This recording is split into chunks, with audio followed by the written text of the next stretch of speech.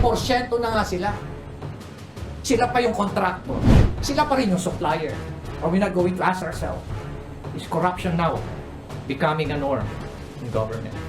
Mayor Magalong Matapang na isiniwalat ang korupsyon ng mga politiko na nagpapahirap sa Pilipinas. Lumubo na naman ang utang ng Pilipinas at sa korupsyon yan sinisisi ni Baguio City Mayor Benjamin Magalong. May hamon ang mayor sa mga mambabatas, pinasaringan din niya ang mga politiko na namumorsyento umano sa mga proyekto ng gobyerno, at ito ang nakakagulat mga kababayan. Aniya ang I start talking about traditional politics. I start talking about corruption in its direct correlation with poverty. And when I start doing that, they also start looking at their cell phone. Niya ang kakayahan natin magbayad ng utang ay nakadepende sa kakayahan nating i-manage ang mga tinatawag na financial leakage, kabilang ang malaking problema sa korupsyon. Manggilan-ngilan lang daw sa mga miyembro ng Kongreso ang tila may pakialam sa lumulobo nating utang. Nakakalungkot aniya na ilang tao lang ang nagsasalita tungkol sa mga ganitong issue. Sabi naman ni Rep. Nakakalungkot. Nothing have we heard from our legislators that they are willing to give up their pork barrels. Hintayin natin kung anong sasabihin ng ating mga magigiting na legislators. Representative Act Teachers Franz Castro, walang masama sa hamon ni Mayor Magalong. Kung sila sa Makabayan Block ang tatanungin, wala na silang pork barrel. Dagdag pa ni Castro, open secret naman ang korupsyon sa gobyerno. Ang problema lang sadyang mahirap itong patunayan.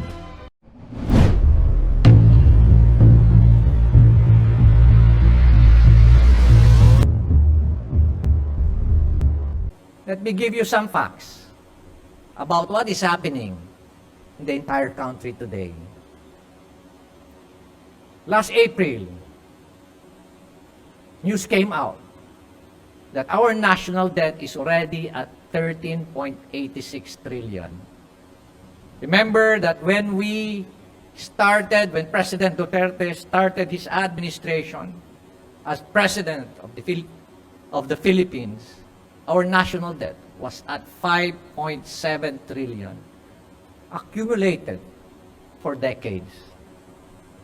In just a matter of 7 years, our national debt increased by as much as 142%. We're now at 13.86 trillion.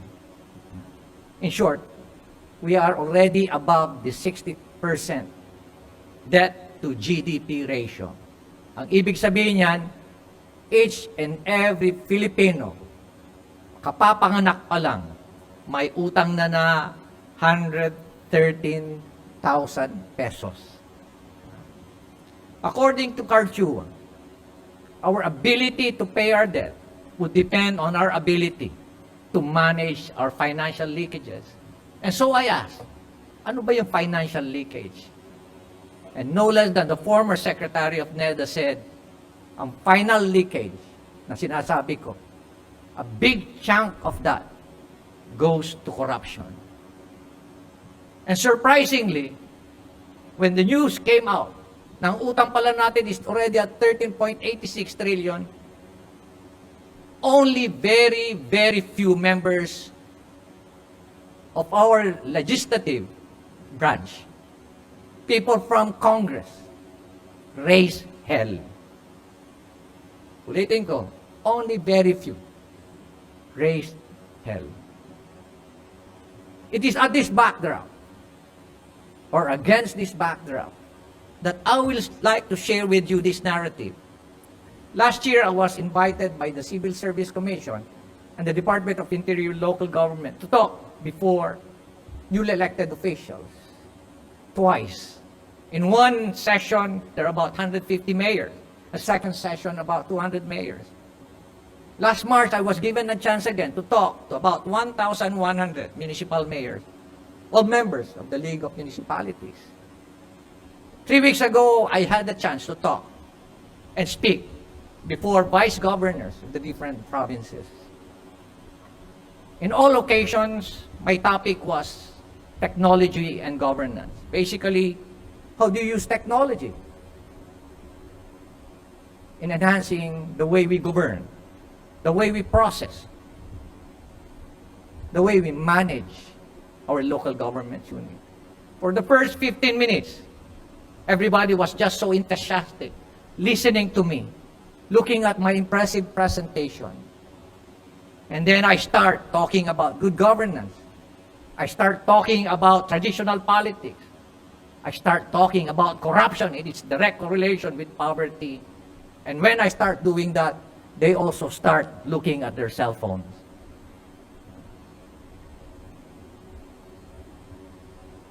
Are we not going to ask ourselves, is corruption now becoming a norm in government?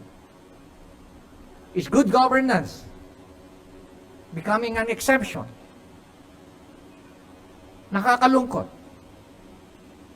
na meron na nga silang tinatawag na porsyento sa bawat project. Hindi pa nagsawa. May porsyento na nga sila. Sila pa yung contractor. Hindi pa rin nagsawa. May porsyento na nga sila. Sila pa rin yung contractor. Sila pa rin yung supplier. Unfortunately, only few people raise this issue. Tayo sa Philippine National Police, I've been talking to your CESPO, Louis Makilan, and all the other RESPOs. When they visited me 2 weeks ago, that was about 3 weeks ago, we are willing to give or contribute a reasonable percentage of our pension plan or of our pension to national government to address this big issue. Pero nakakalungkot. Nothing have we heard from our legislators that they are willing to give up their pork barrels. Kahit malang sana sabihin nila na bawasan niyo yung pork barrel, but nobody, for some reason, nobody would admit na meron pala silang pork barrel. But now that I am with local government, the fact remains that there is still pork barrel. Tayo, in the uniform service, both from the armed forces and from the Philippine National Police, we risk our life. We risk equality time with our family. And we're willing to give up a small amount of our pension just to help national government, just to address this huge deficit, just to address this big national debt. Hintayin natin kung anong sasabihin ng ating mga magigiting na legislators. Hintayin natin silang magsalita. Hopefully, one of them will come out in the open and tell us it is about time that legislators should also give a big contribution to address national government issue, especially on our financial debt.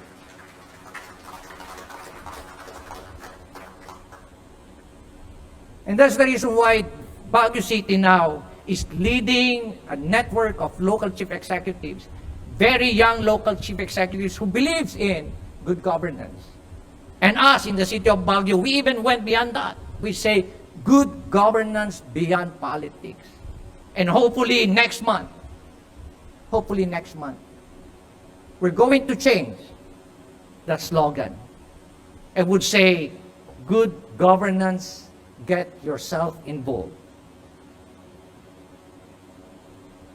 As I've said, Baguio City is leading a network of young local chief executives, hoping that we will become a movement, hoping that we will transform ourselves into a COVID-19 virus, become a pandemic, become infectious, highly transmissible, highly contagious, so that we will be able to infect other local government units and local government officials and prove to them that true enough, good governance really works.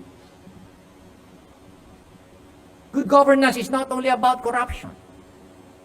It's about sustainability. It's about innovation. It's about dynamism, resiliency. It's about authentic leadership. It's a politics of hope, not a politics of frustration. It's not a politics of hate, but a politics of goodwill and understanding. It's not a politics of criticisms, but a politics of encouragement. And more importantly, it's not a politics of lies, but a politics of truth. The essence of true public service lies in the spirit of being men and women for others. We are not merely here to enforce the law, but to be a beacon of hope. We must recognize that each member of the community has a unique perspective, and their voices deserve to be heard. By embracing diversity and inclusivity, we can build stronger and more resilient communities that thrive on the richness of our differences. To the Philippine National Police, led by General Benji Acorda, I want to commend your dedication and commitment to keeping our communities safe. Let me also thank Major General Mario Reyes for inviting me today. Maraming salamat, Mario. We have been together in the PCR. Your tireless efforts in maintaining peace and order are truly admirable. However, let us not forget that our role extends beyond law enforcement. You must be ambassadors of compassion, understanding, and justice. Your badge should serve as a symbol of trust, a promise that we are here to protect and serve all members of society and promote good governance. I urge each and every member of the Philippine National Police to join me in this very challenging journey of good governance. Believe me, it is the most noble among all the noble legacies that we are going to pass on to the next generation. As we commemorate the milestone in police-community relations, let us recount or recommit ourselves to the ideals that unite us. Together, let us continue to foster an environment of collaboration, trust, and respect. I stand before you today, not just as a local chief executive, but as a fellow advocate for change, a former member of the Philippine National Police. Ako'y natutuwa dahil when I was going around Camp Crame, I saw a lot of developments. And at the same time, I saw the demeanor of many of our policemen and policewomen today. I see a big difference. And that is a reflection of the outstanding and remarkable leadership that's now being led by no less than your Chief PNP, Benji Acorda. Isa lang masasabi ko, napakainit pala rito sa inyong lugar. To Police General Benji Acorda and the entire Philippine National Police, a pleasant day to all of you. And I stand before you humbled and honored and feeling at home as I address distinguished assembly as we celebrate the 28th Police Community Relations Month. It's nice to be with people of my own kind, and admittedly and honestly, I miss the Philippine National Police.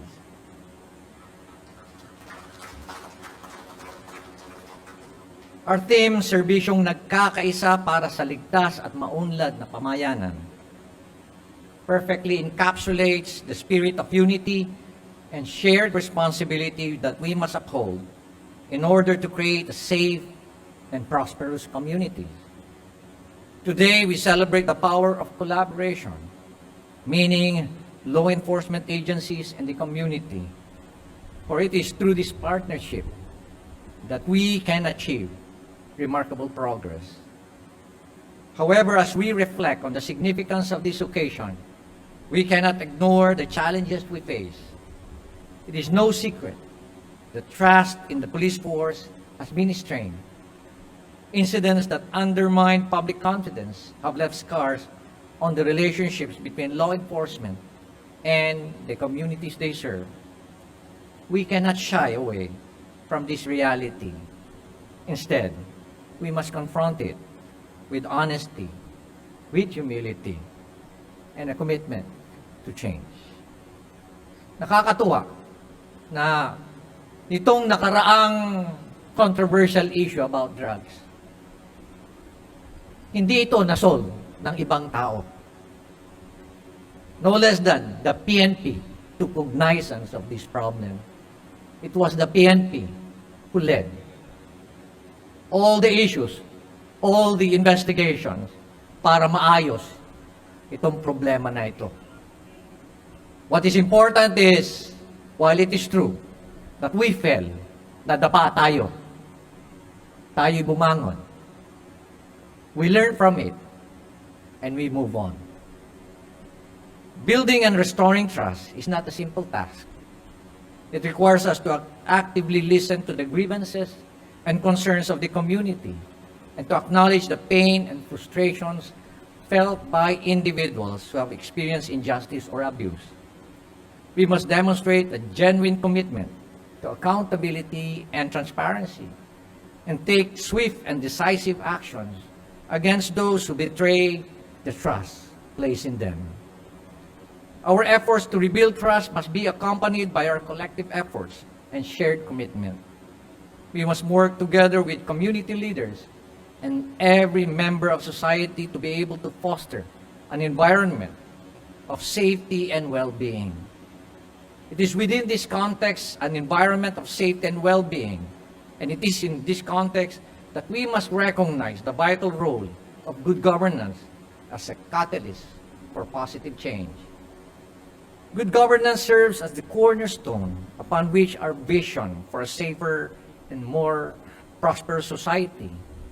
It is a principle that guides our actions, ensuring transparency, accountability, integrity, and competence in every decision that we make. By upholding the values of good governance, we create a solid foundation for effective public service and meaningful community engagement. Let me temporarily set aside my manuscript. Instead, let me speak from my mind and from my heart.